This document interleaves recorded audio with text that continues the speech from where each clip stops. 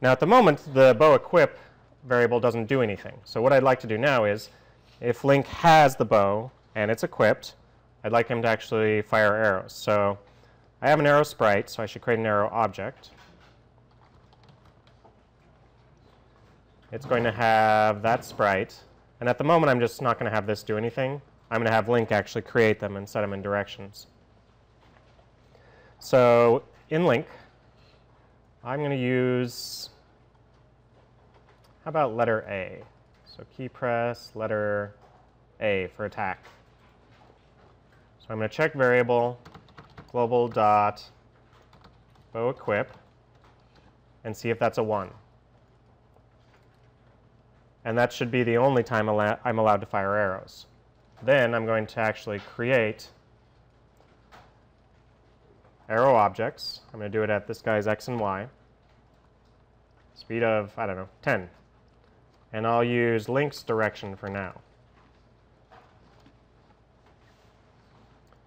So if I press A now, nothing happens. I go to here, I collect the bow. I'm still not able to do it. I go to the menu, click on that, go back. Now I'm able to fire. So there's a couple issues with the arrow. One is that I'm going to need to center all of my Link sprites. So let's do that real quick. The other thing I'm going to need to do is make sure that the arrow moves, changes its sprite based on which direction it's moving. So it's actually going to rotate around. So if I go into the arrow,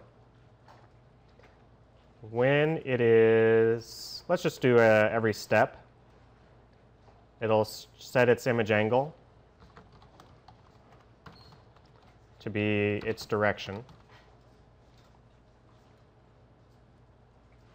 The other thing I should do, you may have noticed this before. So let me go get the bow, equip it. Notice that it does fire in the direction while I'm moving, but as soon as I stop, it fires to the right. This is a feature of GameMaker in that whenever you stop, it automatically sets your direction back to 0 as well. It's not quite what I want. What I would like is, whatever direction I was most recently going in, I would like the arrow to go in that direction. I actually have to manually figure that out. So I'm going to create a variable in Link. It's basically going to keep track of direction, so I'm just going to shorten direction to dir. And I think I start out going down. And so what I would like to do is when I press left, dir is going to be 180. When I go up, dir is going to be 90. When I press right, dir is going to be 0.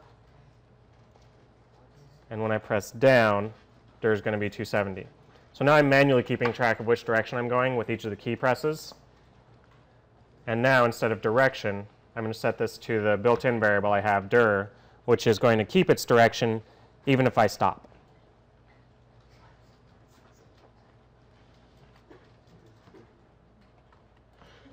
So I go to the menu, I click on that to equip it, menu, haha. All right, so in a more fleshed out game, you would probably make it so that when you click on this bow menu item, it would basically toggle between whether it's equipped or it's not equipped. That's not terribly hard. You just check to see what it was before and switch it to the other one. Maybe you want to change the sprite as well. So maybe this one changes to red or something when you actually have it equipped so that you can visually see what's going on. All right. So that's how you might deal with items. If you were doing something with a menu bar at the top, you would do a similar thing with this sort of an item, only this would only show up at the top of your screen instead of in some other menu.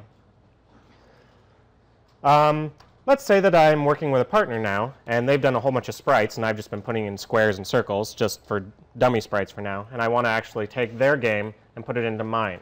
How do I do that? So what I'm going to do is I'm going to go launch another game. So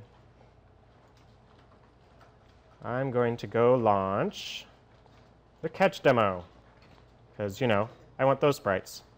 So I'm going to take this game, this is the one that has the sprites, and I'm going to export resources under the file menu. So this GameRes file is, GMRes file is going to be what has that information in it. So if I place this on a thumb drive or email it or however you're going to do it to my partner, so I'm just going to save it on the desktop for now. It says what things you want to export. It doesn't hurt to export everything. Probably you're just going to want the sprites though. So I'm going to do just the sprites for this particular one. So that's now on the desktop. And in this game, I want to import those resources. So I go grab the GMRes file, open it up. I want to import those ones. It has some things for what to do if there are duplicate names. So for example, if I have a bow sprite and you have a bow sprite, what should happen to it? You can either keep both, which might cause problems. Just watch out for that. You can replace it, you can keep the original one, or you can keep the last changed one. Also, you can place them in a separate folder. I like to do this just because then I can drag in the ones I want and just delete the folder when I'm done with all the ones I don't want. So now, there we go. Here are my sprites that were from that other game. So then I just go into each of my objects, change the sprite to be the new one that is much improved, and away we go.